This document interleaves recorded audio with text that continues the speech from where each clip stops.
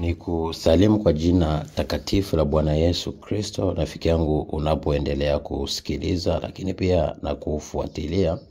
Leo tuna topic inasema haya ni mapigo 10 ya kumfanya mwanaume ambaye amekuzini au amezoea kukuzini ila aweze kukuoa atake asitake.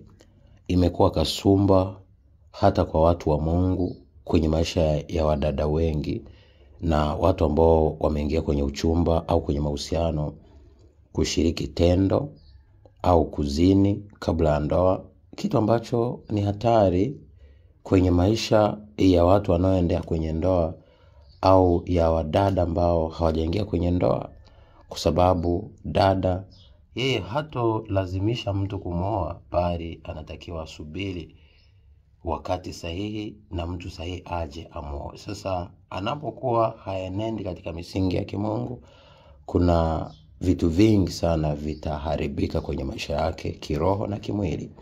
Kusoma kile kitabu cha Mithali 31 mstari wa 30, maandiko yanasema uzuri ni ubatili na upendeleo hudanganya, lakini mwanamke anayemcha Mungu ndiye atakayesifiwa. Sasa haya yazingatie dada unayeingia kwenye ndoa au upo kwenye uchumba, ili uweze kuzidi kumpendeza Mungu na ili uweze kushinda.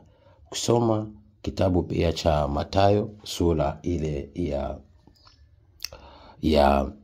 5 mstari wa 27 mpaka 28 inaonya juu ya wanaume kwa sheria juu ya zinaa pale tunapomwangalia mwanamke au tunapofanya kitendo cha zinaa. Haya yote kihalisia yanaharibu. Kwa hiyo katika neema ya Kristo lazima tuzingatie haya ili tuweze kushinda. Na dada unayenisikiliza, fanya haya utashinda. Cha kwanza, mnyime tendo la ndoa mwanaume yote. Hapo ndipo utaweza kutofautisha tapeli na ambaye si tapeli, anayetaka kukuoa au ambaye hataki kuoa, kwa sababu mwanaume anaongozwa na tamaa za mwili. Kwa hiyo ukishampa tendo atakudanganya, ataweka ahadi hewa, na mwisho wa mwisho utajikuta wewe ni mtu wa kutumika, kuharibiwa, kuchezewa, na mwisho wa mwisho muda ukifika ukasema komiti aingie kwenye ndoa, atakimbia, ataanza visingizio, na mwisho wa mwisho unakuta muda wako unakwenda, unaelekea kuzeeka, umri wako unakwenda, au unazalishwa, soko lako linapotea, au unashangaa umeshatumika, mwili wako umeshakosa mwelekeo. Mwisho wa mwisho unakuta huna thamani, na wakati ungejitunza ukakataa kuzini kabla ndoa, ungeweza kumpata mwanaume ambaye yuko haraka kuoa, na hapo ingekuwa faida kwako. Lakini cha pili ni kuwa karibu na Mungu. Lazima tafuta ukaribu na Mungu ili Roho Mtakatifu akuwezeshe kushinda tamaa na kukupa mwelekeo na mwongozo. Kumbuka, unapotembea katika utakatifu, baraka za Mungu zinakuwa pamoja nawe, na Mungu ni rahisi kukufungulia milango. Wengi tunakata tamaa, wengi tunakuwa na mawazo ya scarcity mindset, wengi tunaishi maisha ya hofu, ndio maana shetani anateka advantage hata kama tunatembea vizuri na Mungu. Lakini tukiwa wajasiri, tukaamua kumrudia Mungu, tukaamua kuwa confident, tukaamua tukapasu zile ndoto ambazo Mungu ametupa, na tukawa na matumaini na uhakika tutashinda. Kumbuka maandiko yanasemaje?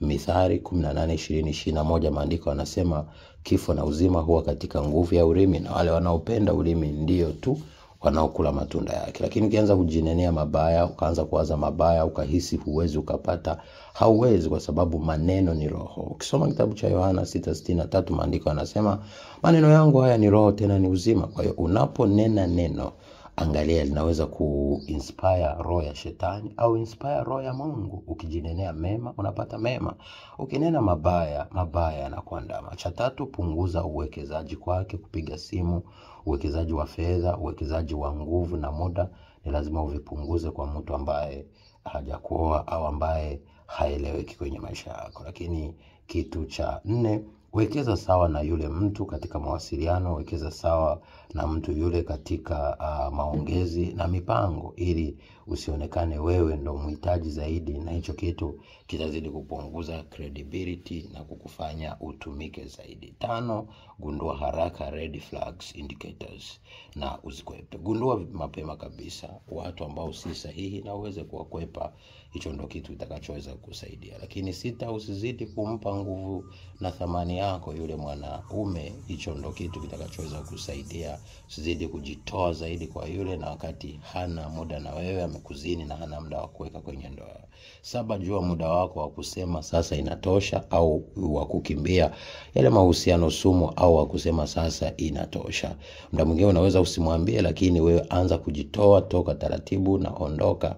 Na mwisho wa mwisho, au muda mwingine unaweza kumwambia bana, iko hivi, kwa hiyo mahusiano ya hivi ni bora mimi niondoke. Lakini ukisema ukajitetea, pia unampa nguvu ya kuzidi kuumiza. Lakini ukijitoa ukajiengua, yeye mwenyewe anaanza kujiuliza maswali na kujijaji mwenyewe na kuhisi na kugundua kosa alilolifanya na kujirudi. Anaweza kujirudi, lakini kama hawezi akajirudi, basi anaondoka jumla, na wewe upate uhuru waweza kufungulia milango ya mtu aliye sahihi, kuliko uzidi kutumia nguvu, muda na nafasi yako kwa watu, vitu au mahali ambapo si sahihi. Lakini 8, jitenge naye na usimpe nafasi asiyostahili, kwa sababu hana mpango wa kukupa ndoa na yupo anakuchezea. 9, usiwe cheap kwa mtu asiyetambua umuhimu wako.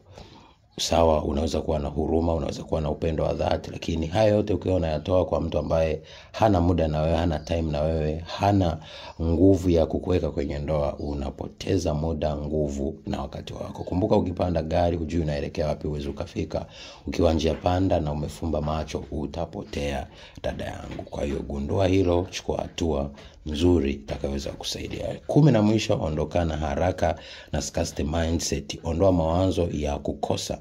Umri sawa, yawezekana unaona unaenda, lakini kadi unavotoa muda wako kwa watu ambao si sahihi, wazidi kukaribisha matapeli. Wengi wamebebeshwa mimba, wengi wamechezewa, wamepoteza ule mvuto wao kama wanawake, lakini wengine wamebeba mimba. Ukifanya haya, soko lako linazidi kupungua na unazidi kutengeneza mamlaka ya adui shetani kwenye maisha yako, lakini pia unazidi kutengeneza mazingira ya kuja kukosa soko ya watu walio sahihi. Kumbuka, kadiri umri wa dada unavozidi kuongezeka na hajaingia kwenye ndoa, ndivyo soko lake linapungua na ndivyo inakuwa ngumu. Kumbuka, umri sahihi wa mwanaume na mwanamke unakuta wanazidiana miaka 10 au miaka 7 au miaka 12 au hata wengine miaka 15.